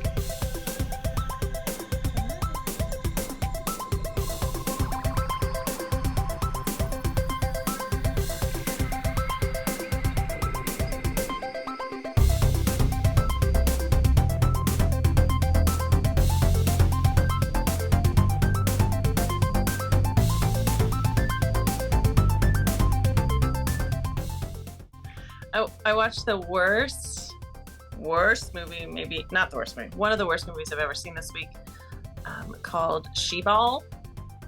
You heard of that? I've not heard of this. It's a Nick Cannon production, and he looks at all of his friends, and then the hottest possible girl that just plays basketball, who's never been in any other movie and then has never been in a movie since. But it was just okay, who's she was a model. She stopped playing basketball and she became a model, and can't act, and it was so bad. So fun. I need to look this movie up real quick. I've not heard of this. Nearby. Actually, I've never even. Actually, I don't think I've seen any Nick Cannon. I haven't seen Drumline. I haven't seen any of his stuff. She-Ball. I'm pretty sure. We ball. Like a Cyndi Lauper song. She doesn't even have. Is it? Which girl was it? Was it Lupe? Was the main girl? No, it's the only white girl. The only Rebecca De Mornay is in this. What the fuck? Yeah, she's the girl's mom. That's a downside. That's a real downside. 2. It's not the black girl. It's not Makita. I've only got 2 girls on here. There's Rosa Acosta, and the Puerto Rican girls on there. It's the they make them so stupid. It's these are girls who actually play basketball, but they're watching guys play basketball. No, it's like a touchdown, but different. Just, it was so bad. They made the girl. Oh, maybe because she's not an actress. Let's see. All right, now I gotta find her. Is it Allison Whitney? I mean, that sounds. What prompted you to watch this piece of cinematic? Why do you hate yourself? Yeah. John Direct TV with like all the channels. Okay, Melody Ray Candil, Kandil. Chris Brown's in it too. Yeah, he turned around. I'm like, that guy looks like Chris Brown. And I don't know what it is. Like, if it's just that he's seen so much, he'll just leave on whatever.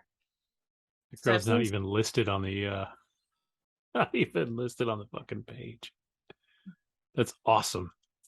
That's how you know you done good.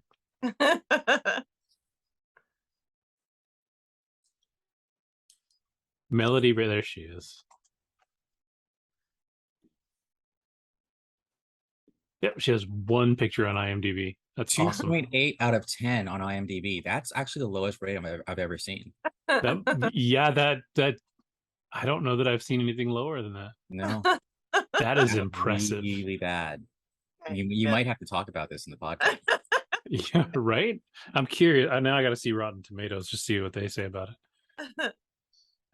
This is awesome. She ball. It doesn't even come up. It's like, are you sure that's what you're looking for? Yeah, how far the mighty have fallen, Rebecca Jones. Oh, there it is. Well, I don't know if she was ever mighty. Was she in The Hand That Rocks the Cradle? Was that her? Yes. Yeah. That was a good one. 40% on Rotten Tomatoes from the audience score, but fewer than 50 ratings. So it couldn't even get a higher score because nobody saw it.